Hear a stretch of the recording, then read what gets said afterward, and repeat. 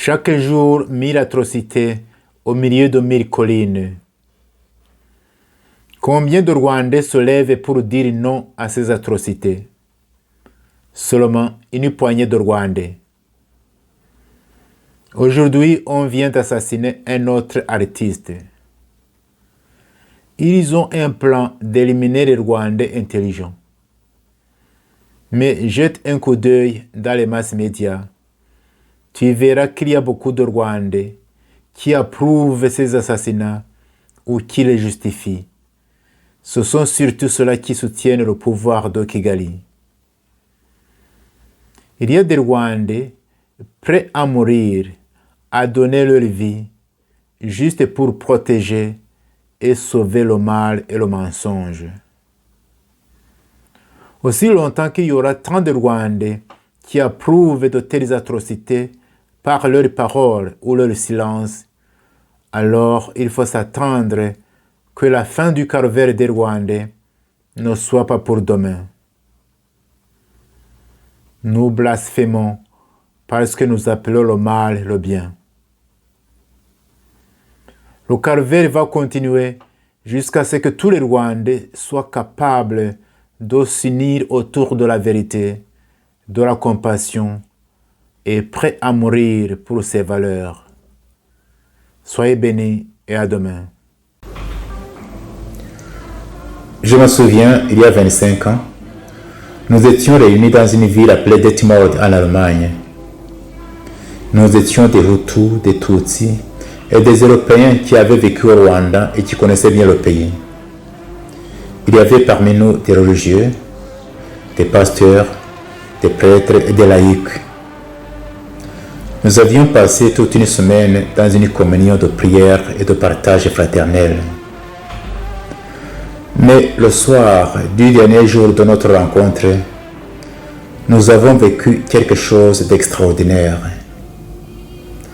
Les Tutsis qui étaient venus du Rwanda, quelques-uns étaient même nos amis, on se connaissait très bien, ils nous ont raconté leur calvaire pendant les génocides.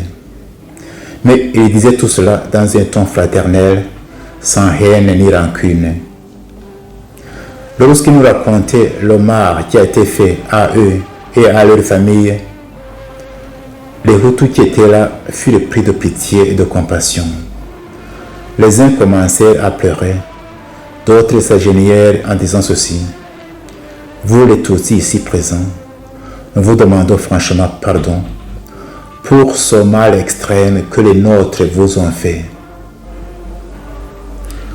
Les Tutsis qui étaient là furent touchés par ce geste des Hutus.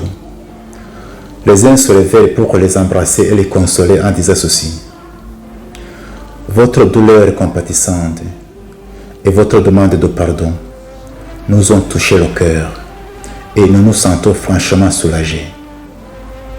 Mais d'autre part, nous aussi les Tutsis ici présents, nous devrions demander pardon aux Hutus.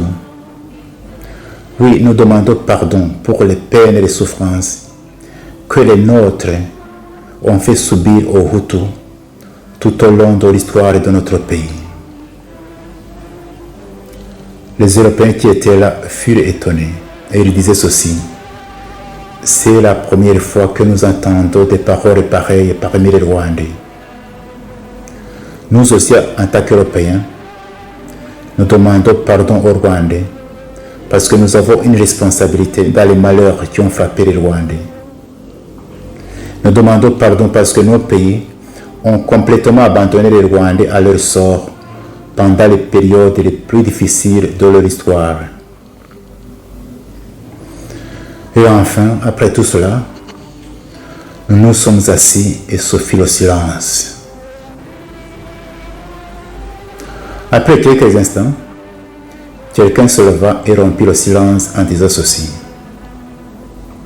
je suis sûr que ce qui vient de se passer ici, c'est un miracle qui vient de Dieu. Je pense, disait-il, que nous devrions mettre par écrit ce que nous venons de vivre ici et inviter les Rwandais, nos compatriotes, à écouter la souffrance de l'autre, à se tenir dans la brèche et à demander pardon.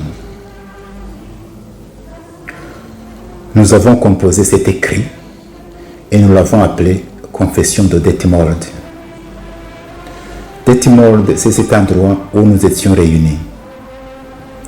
Vous pouvez trouver cette confession traduite en plusieurs langues sur son site confessiondedetmold.com ou sur la chaîne YouTube Dr. Fulgence Loaiza. Parmi les gens qui ont signé cette confession, quelques-uns sont morts. Mais je ne doute pas que le Seigneur, notre Père commun, les a reçus dans son royaume éternel. À sa publication, c'est-à-dire à la fin de l'année 1996, cette confession a été différemment accueillie et appréciée. Tandis que beaucoup l'appréciaient hautement et disaient que c'était le seul chemin que les Rwandais devraient emprunter pour arriver à la vraie réconciliation, d'autres s'y opposaient carrément, et parmi ceux-ci on pouvait trouver quelques prêtres et pasteurs. J'ai même entendu qu'à la radio Rwanda, à ce moment-là, on aurait diffusé la confession des Hutus seulement et laissé de côté la confession des Tutsis. Mais moi je pense que cette confession peut être une grande source d'inspiration pour la vraie réconciliation des Rwandais, c'est-à-dire la réconciliation entre les Rwandais eux-mêmes, mais aussi la réconciliation entre les Rwandais et leur histoire. Et ainsi les aider à sortir de cette impasse d'accusations mutuelles devant les tragédies qui ont endeuillé les Rwandais. Je conseillerais aussi à ceux qui liront cette confession de ne pas s'attarder inutilement sur sa lettre, mais plutôt sur son esprit. Il y a 3 leçons que nous pouvons tirer de cette confession. La première leçon est celle-ci. N'aie pas peur d'écouter la souffrance de l'autre et de la laisser pénétrer ton cœur. Deuxième leçon. N'aie pas peur d'exprimer tes propres souffrances, tes peines, tes peurs, mais alors sans haine ni rancune.